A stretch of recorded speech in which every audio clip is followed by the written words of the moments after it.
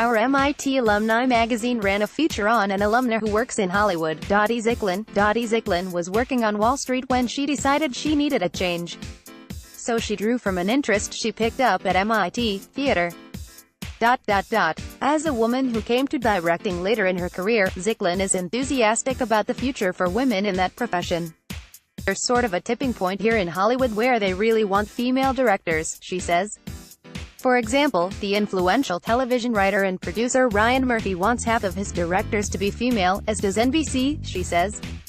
I got into it late because it's really tough to break into as a woman, but I think the younger generation is really going to bust through this.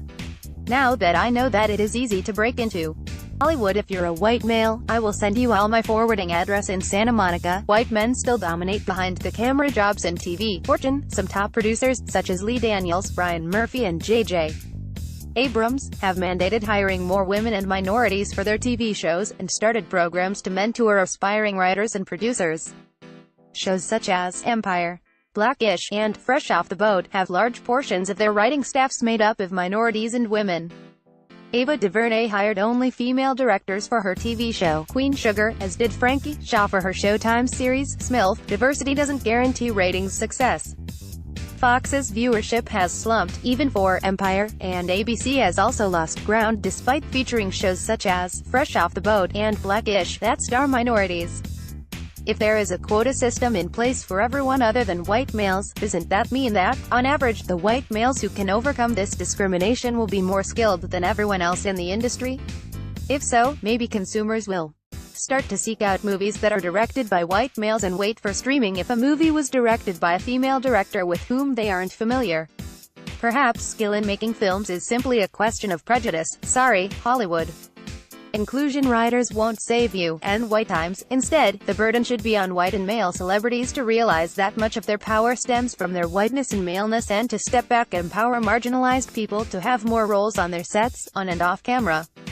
In addition, studios could change their policies and actions. People in power should simply hire as many white women, people of color and LGBT people as possible. They should do so even at the perceived expense of white people, and even if those candidates are viewed as somehow less qualified, with the understanding that those perceptions are culturally fixed in racist notions and structures. Perceived incompetence with Avid and Adobe Premiere is a cultural notion, according to the 2015 Harvard Law School graduate Rebecca Chapman. A photo suggests that she may identify as one of the white women whose hiring she promotes. I wonder if she would suggest that her law firm would have done better to hire a non-white woman, too, for, in the old government contractor parlance, with apparently inferior qualifications.